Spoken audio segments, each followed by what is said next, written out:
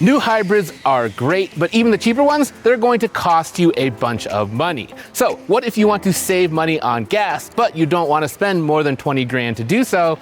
That is what we're going to answer today.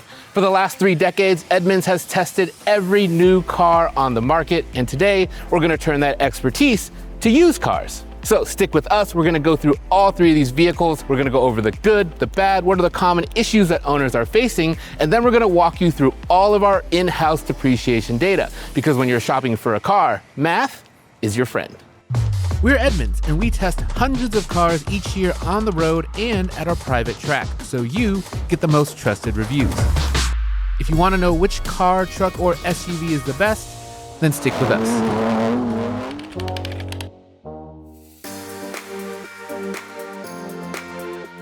We're going to kick things off with the vehicle that comes to mind for most people when they hear the word hybrid, a 2021 Toyota Prius. Now we're going to be examining between the 2019 and 2022 model years for all 3 of these vehicles to keep them consistent across the same generation. Generally speaking, Toyotas, they're known to hold their value really, really well, and this Prius, it is no exception to that rule. This is by far the most expensive vehicle of the 3 when we're looking at the average transaction prices across those model years, and we're going to get very deep into value and depreciation later on in this video. To keep things within our $20,000-ish price range, we had to go with an LE that's just one step above the base model, and this one, it's got 87,000 miles on the clock, so it's seen some stuff. Now, if you're interested in a Prius like this or similar vehicles at Edmunds, we've got a ton of used inventory for you to check out. Just scan the QR code or hit the link in the description. We are big fans of this 4th generation Prius, especially after its 2019 refresh, which added cleaner styling, additional driver aid standard, and optional all-wheel drive, which is rare for small hybrids like these. That's why we'd recommend if you're shopping for one of these to go at least 2019 or newer. Its fantastic efficiency and ease of use on the interior really stand out. At Edmunds, we actually owned a 4th generation Prius, a 2016, as a part of our 1-year road test fleet. And that vehicle, it had some white trim pieces on the interior that we didn't like because they started to discolor after just a year with us. But this one has a black interior, and I have to say, it's held up much better. Now, there is some wear on top of the center console here and on top of the steering wheel, and some of the plastics, they are a bit scuffed up, but for having nearly 90,000 miles on the odometer, I would say that this has all held up quite well. The seats in the Prius, they are wide and pretty comfortable, though if you're taller, you might wish for these cushions to extend out a little bit more to give you more leg support, but that's a pretty minor issue. The design of this dashboard, I have to say, still feels pretty modern with those extra info screens up top. Now, one more thing to keep in mind with the Prius in regards to technology, it didn't add Apple CarPlay until 2020 and Android Auto until 2021, so if you want to use either of those systems, keep that in mind when you're buying.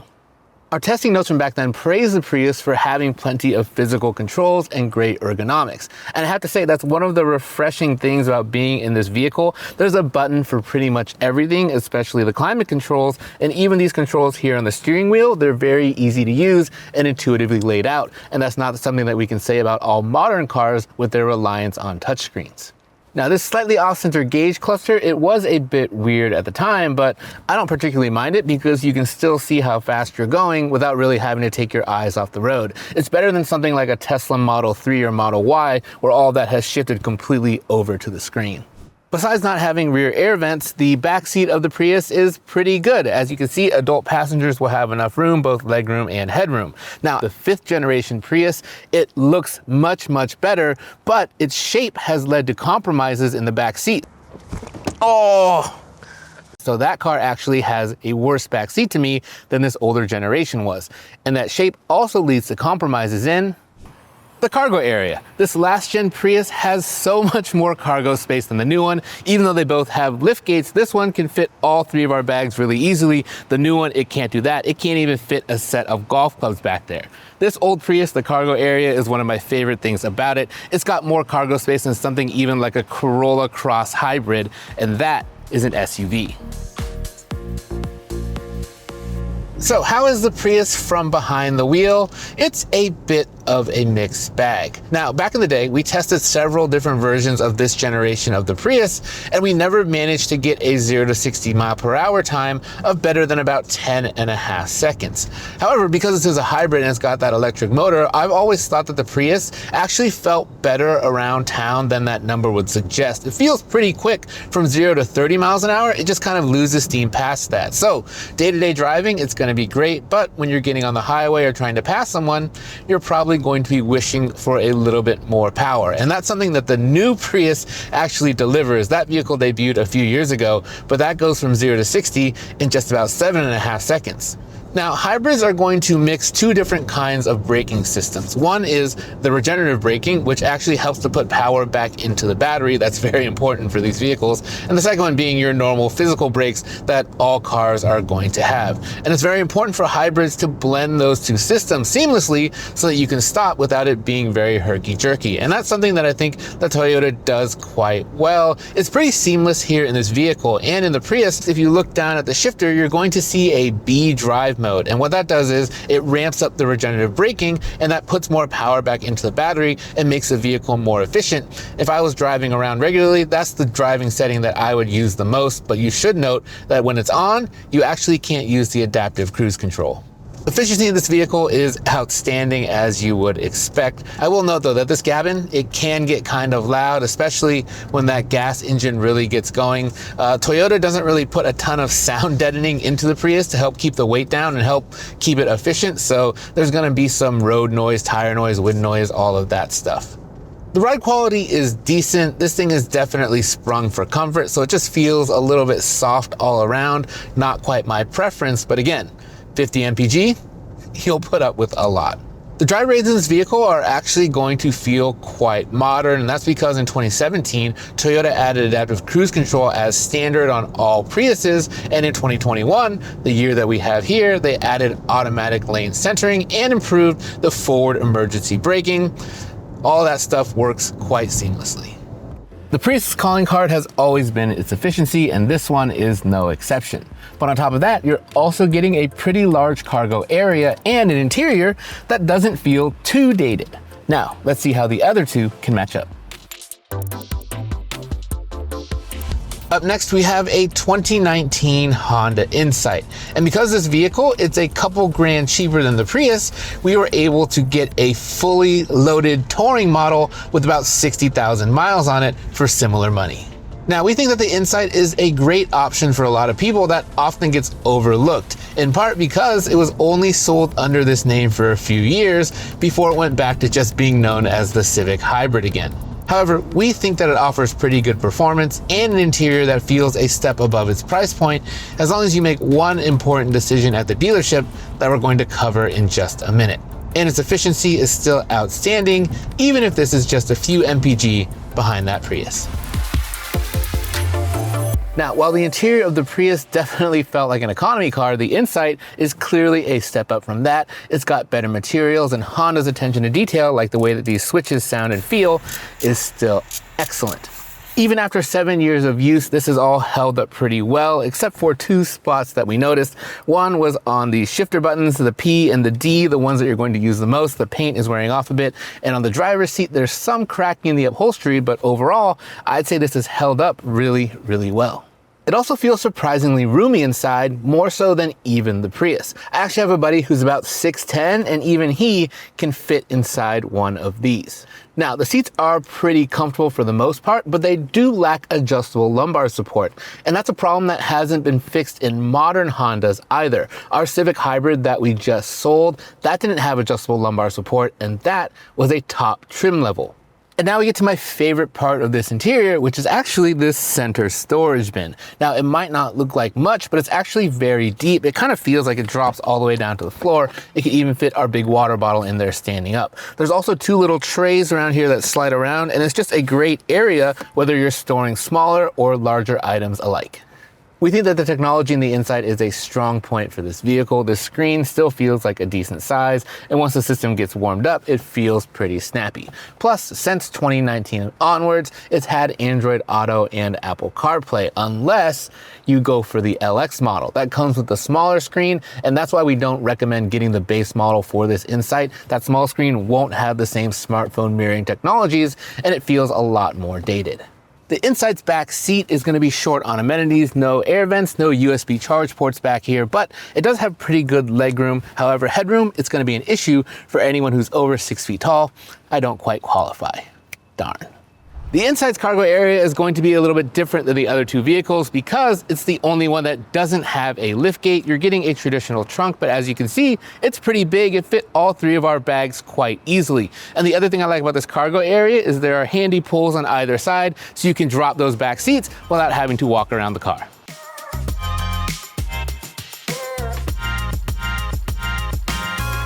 Of these three vehicles, I think that the Insight is the best one to drive by far, and it starts with that powertrain. This had the quickest 0 to 60 mile an hour time in our testing, and you won't have any problem getting up to highway speeds and passing with this vehicle, even if you have a car full of people and all of their stuff. I also think that the handling and especially the steering here in the Insight are just a clear step above what you're getting with the other two hybrids. In the ride, it's also pretty comfortable. Our test notes from 7 years ago said that this drives like a vehicle that's a class above, and that holds true to this day. The one thing that's weird about driving the Insight is the regenerative brakes, but it doesn't have to do with how the car stops. It does a very good job of stopping smoothly, which we appreciate. The weirdness is in the settings. So you can use these paddle shifters to dial up more regen when you want it. But the weird thing is that every time after you come to a stop, it resets. So if you want more regen for the next stop, you've got to grab the paddle shifters again, and that's a really unintuitive way to set this up. I just wish it would stick with the high regen when I wanted it for the rest of the drive.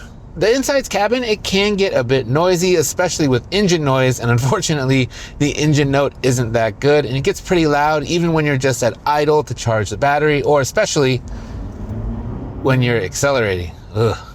Now, this is not going to be quite as efficient as that Prius, but in some trims, you're going to get over 50 mpg combined, and that is nothing to sneeze at. Unfortunately, though, this is going to be front-wheel drive only, unlike the Toyota. It's cool to get behind the wheel of one of these used cars again because they can remind you of some fun features that you might not have remembered. And in the Insight, that would be its blind spot monitor. Now, it only works on the right side, which is the blind spot that you need to worry about more anyway, and it shows up down here in the screen. That's a feature that's been refined in modern Kias and Hyundais, but it's still cool to see it here. Now, the Insight's driver aids as a whole, they are a bit overactive, which is endemic to Hondas of this time. You will get some false readings, especially from the forward emergency braking, so keep an eye out for those. However, I would say that if you're looking for a fuel-efficient small car, this Insight, it's pretty hard to beat.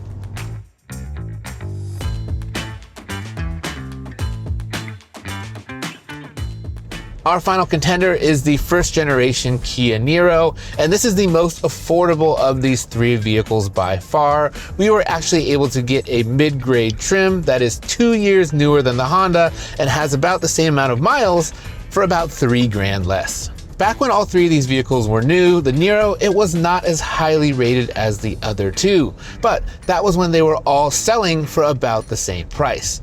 At today's prices, the Niro's efficiency, comfortable and roomy back seat, and value proposition overshadow its plastic interior and uneven driving experience. It's funny to see the old Kia logo on the steering wheel. It makes me realize that I kind of miss it. The new one, it's a bit too avant-garde for my taste.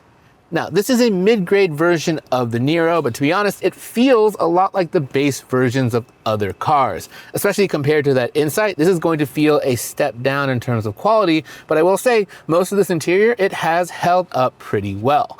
Now, there is a large piano black panel that stretches across the dashboard, and that's something that we usually don't like very much because it gets scratched very easily. However, since it's up here, it's not going to get touched very often, so you don't have to worry about those durability issues quite as much. Now, below that piano black panel, there is this silver strip right here, and it might look innocuous, but there is one thing you're gonna need to watch out for, and that is when the sun is high in the sky, like around noon, it has a tendency to come straight down, hit this strip, and then bounce right into your eyes. So make sure that you always have sunglasses with you if you're driving this vehicle. We also noticed that the climate control buttons, which we love having because they make this vehicle very easy to use, they have gotten a bit spongy over time. They don't really pop up in the way that they used to when this vehicle was new. We don't know if this is going to be this Niro or all Niros, just something to watch out for on a test drive. Our favorite thing about the Niro's interior is how roomy it is, both up front and in the back. And the steering wheel, it offers plenty of adjustment, both in and out and up and down, so drivers of all shapes and sizes will be able to find a comfortable driving position. And on the fully loaded touring trim of this vehicle, you're also going to get a heated steering wheel. That's a feature not offered in the other two. The Niro has offered Apple CarPlay and Android Auto since 2017. But also since 2017, we've said that this infotainment system, it was looking a little bit plain. If it were us buying this car, we'd definitely be using CarPlay most of the time. And starting in 2020, the Niro started to offer larger screens as well as wireless CarPlay and Android Auto, the only vehicle here to do that. The Niro has our favorite back seat of this trio. It's got decent legroom like the Honda, but also a ton of headroom to go along with it. And we also like that the door openings are wide, and the doors, they also open pretty far. That makes it easy to get in and out and also to install a car seat. The Niro's cargo area is smaller on paper than that of the Prius, but as you can see, it still fit all three of our bags pretty easily. Although this cargo area, it is a bit shallow, so it's the only one where we had to turn our big suitcase sideways to get it to fit in, and that's gonna be the only thing you need to watch out for. Otherwise, this cargo opening, it's pretty big, so it'll be easier to load in large items, and the back seats also fold completely flat.